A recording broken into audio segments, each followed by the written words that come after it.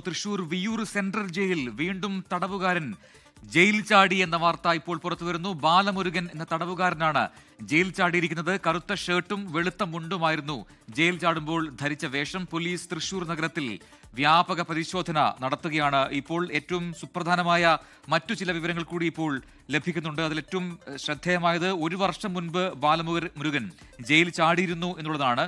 തമിഴ്നാട് കോടതിയിൽ ഹാജരാക്കി തിരികെ കൊണ്ടുവരുന്നതിനിടയിൽ ജയിൽ ചാടുകയായിരുന്നു ഇന്ന് എന്നാണ് മനസ്സിലാക്കാൻ കഴിയുന്നത്. സൂരജ് സജി തൃശ്ശൂരിലും ചേരുന്നു കൂടുതൽ വിവരങ്ങളുമായി. സൂരജ്, ഇത് ആദ്യ സംഭവമല്ല. വിയൂരിൽ ഇതിനു മുമ്പും സമാനമായ രീതിയിൽ തടവുകാരൻ ചാടിപ്പോന്നൊക്കെ നമ്മൾ കണ്ടതാണ്. ഇതിപ്പോൾ എന്താണ് സംഭവിച്ചത്? ഇപ്പോൾ ഉള്ള തിരച്ചിൽ അത് എവിടെയാണ് നടക്കുന്നത്?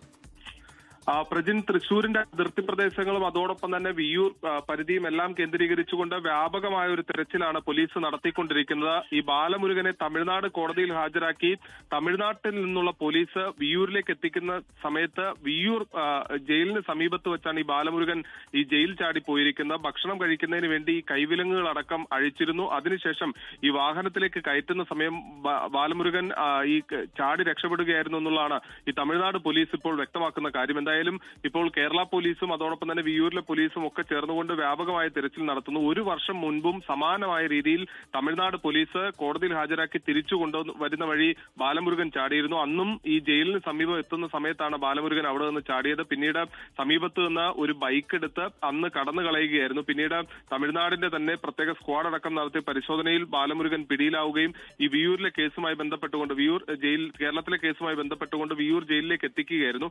അവിടെ വീണ്ടും തടവിൽ കഴിയുന്നതിനിടയിലാണ് ഇന്ന് ഇപ്പോൾ ബാലമുരുകൻ ജയിൽ ചാടിയിരിക്കുന്നത്. എന്തായാലും അധിക ദൂരം കടന്നു കളയാനുള്ള സാധ്യതയില്ല എന്നുള്ളതാണ് പോലീസ് പറയുന്നത്. അതോടൊപ്പം തന്നെ ചില സംശയങ്ങളടക്കമുണ്ട്. ഈ കാറിൽ ബാലമുരുകൻ രക്ഷപ്പെട്ടിട്ടുണ്ടോ എന്ന സൂചന പോലീസിന് ലഭിക്കുന്നുണ്ട്. അതിന്റെ അടിസ്ഥാനത്തിൽ ഈ കാറുകളടക്കം കേന്ദ്രീകരിച്ചുകൊണ്ട് പരിശോധന നടത്തുന്നു എന്നുള്ളതാണ് നമുക്ക് ലഭിക്കുന്ന വിവരം. എന്തായാലും തൃശൂർ ഇതിൽ മനസ്സിലാക്കാൻ കഴിയാതെ പോകുന്നത്, ആദ്യ ഘട്ടത്തിൽ ഒരുപക്ഷെ പോലീസിന്റെ കണ്ണുവിട്ടിച്ച് ചാടിക്കളഞ്ഞ ഒരാൾ അതേപോലെ സമാനമായ രീതിയിൽ ഒരു മാറ്റവുമില്ലാതെ ഇതേപോലെ കോടതിയിൽ കൊണ്ടാക്കി അല്ലെങ്കിൽ കോടതിയിൽ ഹാജരാക്കി തിരികെ കൊണ്ടുവരുമ്പോൾ വീണ്ടും ചാടിപ്പോകുന്നു. അപ്പോൾ ഒരു എക്സ്ട്രാ പ്രിക്കോഷൻ എടുക്കേണ്ടത് അത് ജയിൽ അധികൃതരുടെ പോലീസിന്റെ ഉത്തരവാദിത്തമാണ്. അതൊന്നും അവിടെ ഉണ്ടായിട്ടില്ല എന്നാണോ കരുതേണ്ടത്?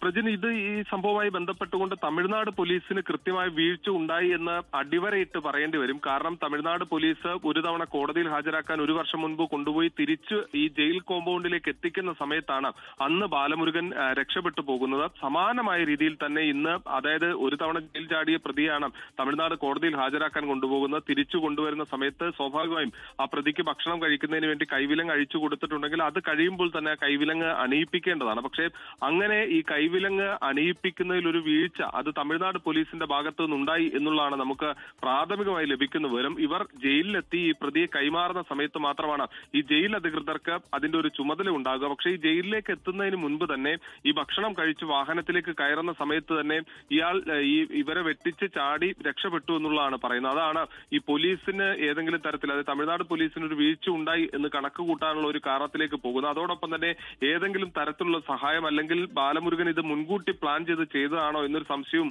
പോലീസിനുണ്ട്. കാരണം അവിടെ നിന്ന് ഒരു വാഹനത്തിൽ, കാറിൽ രക്ഷപ്പെട്ടു എന്നുള്ളതാണ് പോലീസ് കണക്ക് കൂട്ടുന്നത്. അങ്ങനെയെങ്കിൽ കൃത്യമായ പ്ലാനിംഗ്, ഒരു ആസൂത്രണം ഇതിനകത്തുണ്ടായി എന്നൊരു സംശയം കൂടി പോലീസിനുണ്ട്. അതിന്റെ അടിസ്ഥാനത്തിലാണ് ഇപ്പോൾ വ്യാപകമായ പരിശോധനകളിലേക്ക് കടന്നിരിക്കുന്നത്. സ്വാഭാവികമായും പാലക്കാട് അടക്കമുള്ള മേഖലകളിലേക്ക് കടക്കുന്നതിനുള്ള സാധ്യതയുണ്ട്. വിയൂരിൽ നിന്ന് പെട്ടെന്ന് ദേശീയപാതയിലേക്ക് കടക്കാൻ കഴിയും. അതുകൊണ്ട് തന്നെ ഈ പാലക്കാട് അടക്കമുള്ള തൃശൂരിന്റെ അതിർത്തികൾ, സംസ്ഥാന അതിർത്തികൾക്കൊപ്പം തന്നെ ജില്ലാ അതിർത്തികളും കേന്ദ്രീകരിച്ചുകൊണ്ടുള്ള ഒരു പരിശോധനയാണ് ഇപ്പോൾ ചെറുതുരുത്തിയിൽ അടക്കം വ്യാപകമായി പരിശോധന നടക്കുന്നുണ്ട്. തൃശൂർ ടൗൺ കേന്ദ്രീകരിച്ചുകൊണ്ടും ഈ കമ്മീഷണറെ അടക്കം പ്രത്യേക സ്ക്വാഡുകൾ അടക്കം ഇറങ്ങിക്കൊണ്ടുള്ള ഒരു പരിശോധനയിലേക്ക് കടക്കുന്നു എന്നുള്ളതാണ് നമുക്ക് ലഭിക്കുന്ന വിവരം. പ്രജിത്ത്, സൂരജ്, ഇപ്പോൾ ലഭിക്കുന്ന വിവരങ്ങൾ അനുസരിച്ച് ഇതുപോലെ സൂരജ് പറഞ്ഞതുപോലെ ഒരു കാറിലൊക്കെ കയറി പോകണമെങ്കിൽ കൃത്യമായ ആസൂത്രണം അത് ഉണ്ടായിട്ടുണ്ടാകണം. അത് എപ്പോൾ ഉണ്ടായി എന്നുള്ളതൊക്കെ നമുക്കറിയില്ല. അത് ഇനി പോലീസ് കണ്ടെത്തേണ്ടതാണ്. അങ്ങനെയെങ്കിൽ അതുമായി ബന്ധപ്പെട്ട എവിടെയെങ്കിലും ഇതുപോലെ കൂടുതൽ പോലീസിന്റെ സുരക്ഷ അല്ലെങ്കിൽ ഒരു ചെക്കിംഗ് സംവിധാനം അതൊക്കെ അതിനുള്ള നിർദ്ദേശം നൽകിയിട്ടുണ്ടോ? ഒപ്പം തന്നെ ഇത് ഏത് കേസുമായി ബന്ധപ്പെട്ടാണ്, എന്ത് കേസിലെ തടവ് പുള്ളിയാണ് ഈ ബാലമുരുകൻ? അത്തരം വിവരങ്ങൾ നമുക്ക് ലഭിക്കുന്നുണ്ടോ?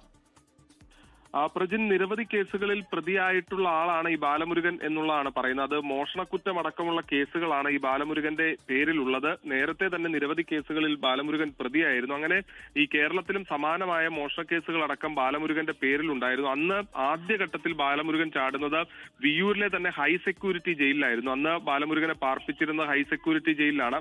ഈ ബാലമുരുകനെ അന്ന് ഹൈ സെക്യൂരിറ്റി ജയിലിലേക്ക് കൊണ്ടുവരുന്നതിന് വേണ്ടി ജയിൽ വളപ്പിൽ എത്തുന്ന സമയത്താണ് ഈ തമിഴ്നാട് പോലീസിന്റെ ബസ്സിൽ നിന്ന് ബാലമുരുകൻ രക്ഷപ്പെട്ട് അന്ന് ഈ ജയിൽ കോമ്പൗണ്ടിൽ നിന്ന് രക്ഷപ്പെട്ടു പോകുന്നത്. പിന്നീട് വിയ്യൂരിലെ പവർ ഹൗസിന് സമീപത്ത് ഏറെ നേരം ബാലമുരുകൻ പതുങ്ങിയിരുന്നു. പിന്നീട് തൊട്ടടുത്ത ഒരു വീട്ടിലെത്തി അവിടെ നിന്നൊരു ബൈക്ക് എടുത്ത് ആ ബൈക്കിലാണ് അന്ന് പാലക്കാട് ഭാഗത്തേക്ക് കടന്നു കളഞ്ഞത്.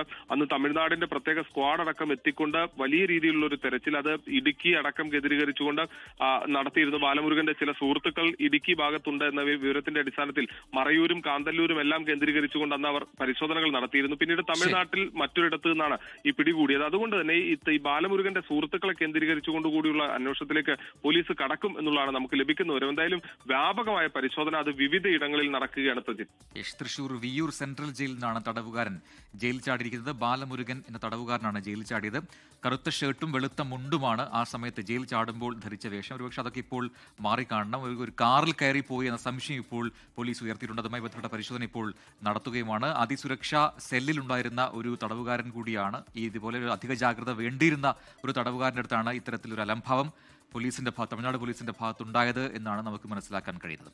ലോകത്തെവിടെയായാലും ഏത് സമയത്തും 24 വാർത്തകളും ഓഗ്മെന്റഡ് റിയാലിറ്റി പാക്കേജുകളും എക്സ്പ്ലെയിനറുകളും വിശദമായി കാണാൻ ഞങ്ങളുടെ യൂട്യൂബ് ചാനൽ നിങ്ങൾക്ക് സബ്സ്ക്രൈബ് ചെയ്യാം.